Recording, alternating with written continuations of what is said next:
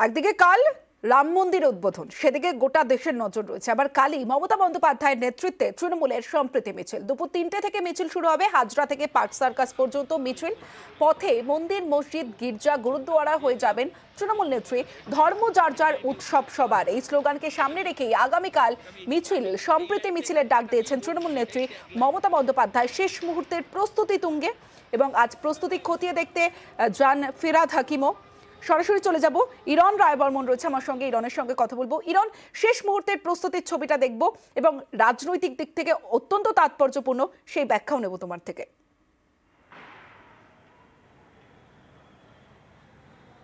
একদমই, দেখো 22শে জানুয়ারি 2024, একদিকে রামলালা রাম মন্দিরের প্রতিষ্ঠা অযোধ্যায়, আর অন্যদিকে বাংলায় মাননীয় মমতা বন্দ্যোপাধ্যায়ের ডাকে সংহতি যাত্রা। যে যাত্রায় শুধু তৃণমূল কংগ্রেসের কর্মীরা থাকবেন তা নয়, তৃণমূল কংগ্রেসের পক্ষ থেকে বলা হচ্ছে সমস্ত ধর্মের মানুষ যেমন থাকবেন, প্রচুর সাধারণ মানুষ থাকবেন এবং রাজনৈতিকভাবে হয়তো তৃণমূলপন্থী তারা যদি নাও হন, তারাও কিন্তু সংহতি যাত্রায় থাকবেন। তার কারণ এই যাত্রার মূল মন্ত্র একটাই, ধর্ম যার যার, উৎসব সবার।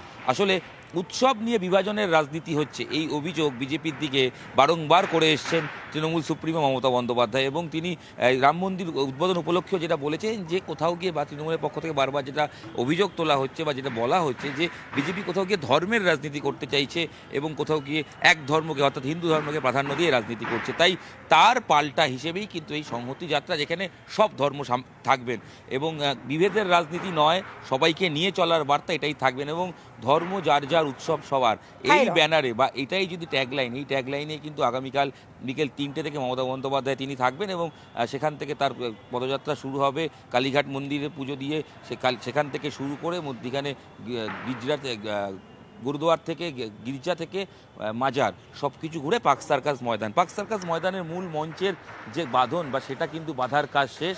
এটা একটাই মূল মঞ্চ থাকছে, এখানে সবাই বসবেন এবং সেই মঞ্চেও কিন্তু গেরুয়া, সাদা, সবুজ অর্থাৎ তেরঙ্গা, তার ছোঁয়া আমরা দেখতে পাচ্ছি। এবং দলের তরফ থেকে কিছুক্ষণ আগে দেবাশিস কুমার বিধায়ক তিনি এসেছিলেন, তিনিও প্রস্তুতির কাজ খতিয়ে দেখেন। সামনে চেয়ার রাখা থাকছে এবং সমস্ত মানুষের যাতে এই শীতে যারা আসবেন কোনো রকম অসুবিধা না হয় সেই কথা মাথায় রেখে কিন্তু পুরোটা ছাউনির ব্যবস্থা করা হয়েছে।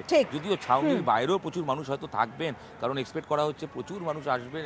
এবং লোকসভার আগে কালকের এই সম্প্রীতি মিছিল, সেই মিছিল থেকে কি বার্তা দেন তৃণমূল নেত্রী, সেদিকেও তাকিয়ে রয়েছে রাজনৈতিক মহল।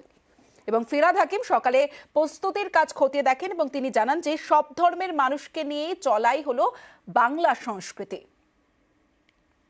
আমাদের বাংলার এটা সংস্কৃতি যে সব ধর্মের মানুষকে একসাথে নিয়ে চলা।